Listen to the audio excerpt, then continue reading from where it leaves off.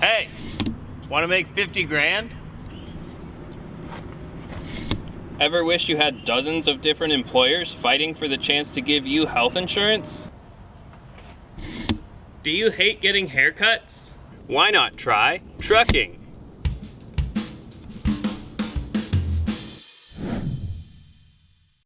Hey guys, John here. It's been a while since I appeared on this channel because I've been busy driving this thing for the past year. When Harry asked me to make some content about truck driving, I got really excited because I do like this job a lot better than rideshare. And then I got sad because I haven't seen my family in weeks and I'm starting to forget what they look like. Trucking, like life, is full of trade-offs. First, you'll need time. Getting a commercial driver's license can take several months, and most entry-level trucking jobs keep you away from home for multiple weeks at a time. Second, you'll need a good driving record. At-fault accidents and DUIs can reduce the number of truck driving jobs you qualify for. Lately, companies have been getting a lot more lenient, but the best companies still require that you have a really clean record. Third, you'll need to be in reasonably good health so you can pass a basic physical. You'll also need to be at least 21 years old and 100% sober. It's illegal to have any alcohol in you or in the truck, and the government requires that trucking companies perform random drug tests. Fourth, you'll need determination.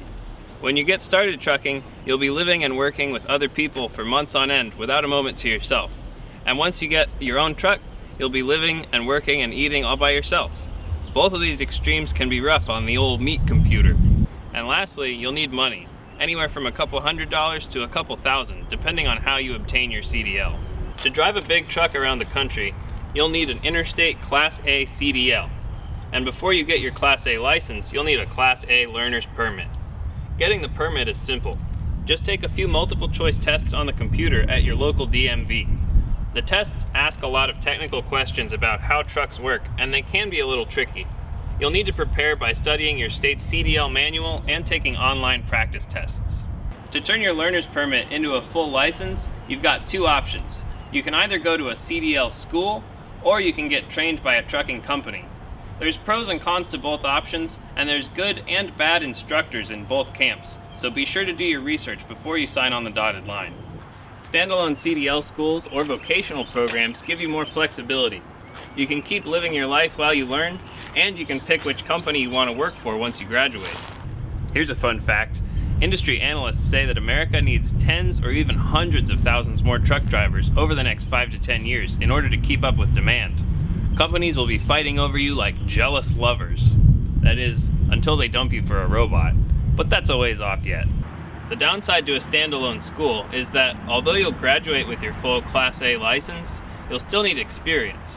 So your job options will be limited to companies that hire folks directly out of school. You'll probably have to drive around with a trainer for a few weeks.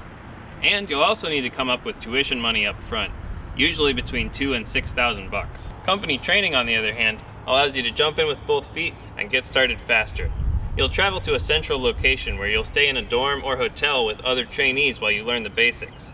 Then you'll hit the road with a trainer ASAP. The tuition fee is usually deducted from your paychecks once you hit the road. I chose to do my training with Millis Transfer Inc. They gave us about 3 weeks of hands-on and classroom training, followed by 6 weeks of living and working on the road with a trainer. During my time with the trainer, I got paid their full starting wage of 42 cents per mile. So after about 4 to 5 weeks, I had my first paycheck. And 9 or 10 weeks after starting the program, I had a truck all to myself. The downside to company training is that you may be on the hook for some tuition money if you quit before it's all paid off. You may also have some knowledge gaps.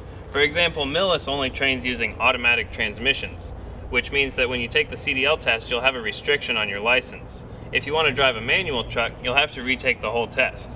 You can read more about my training experience with Millis at the article linked below. Choosing where to train is really important.